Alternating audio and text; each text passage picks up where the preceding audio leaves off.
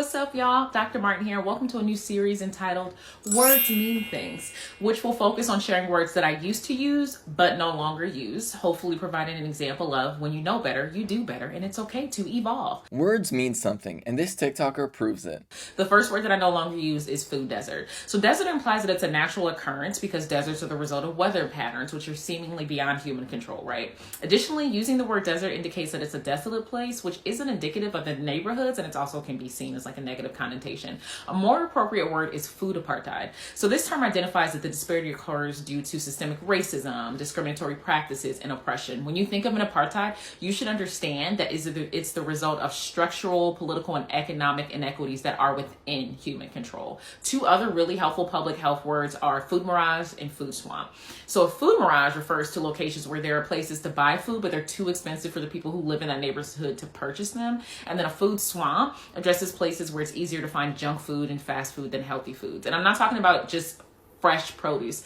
Frozen is just as welcome as fresh. There's this whole myth that frozen and fresh aren't as good. I believe that this is meant to differentiate like elites or European Americans from people of the global majority, or people they identify as a lower class. And you can learn even more ways that like social hierarchies present themselves in our eating habits and things of that nature in the book Fearing the Black Body by Dr. Sabrina Strings. So Dr. Raquel Martin points out in her TikTok the reality that the way we talk about food deserts might distort the reality because it might give the perception that this is something that is accidental, when in reality, the way we organize our society specifically around profit is a choice. It is a choice that we actively make, and it unfortunately is a choice that has resulted in deeply racist results, and results broadly that both have an impact on public health and wellness, and specifically, they disproportionately impact the Black community in the United States. This reality forces people into situations where it's far more difficult to get access to like fresh fruits and vegetables, or even to just like decent food that you can cook at home. The unfortunate reality is a lot of people, the cheapest and easiest available food to them is typically junk food and not what you would think as like a complete well-balanced meal. And there's a lot of reasons for this. First and foremost, because there's so much pressure for monopolization of the market, and there's so much concentration of wealth and power in the hands of just a handful of companies that control the food supply chains and distribution, there's an over-reliance on economies of scale, which means in areas that are highly populated and highly profitable, you'll have plenty of access to fresh food. But even if you live in a highly populated area,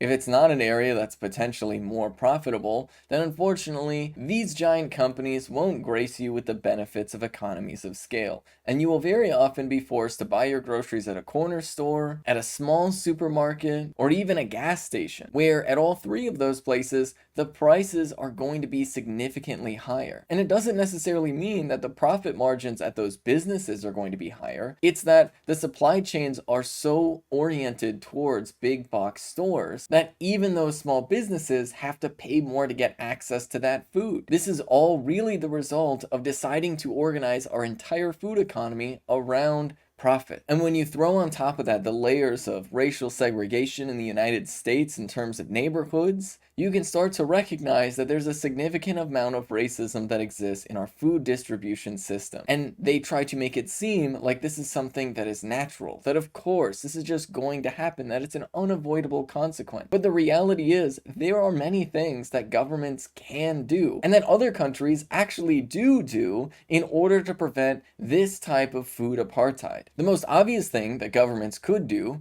is subsidize the grocery stores and corner stores in areas like this, specifically if they provide different types of food. That is to say, like frozen vegetable or other critical ingredients that you might need to make a decent meal at home. You could also throw price controls on top of that as well.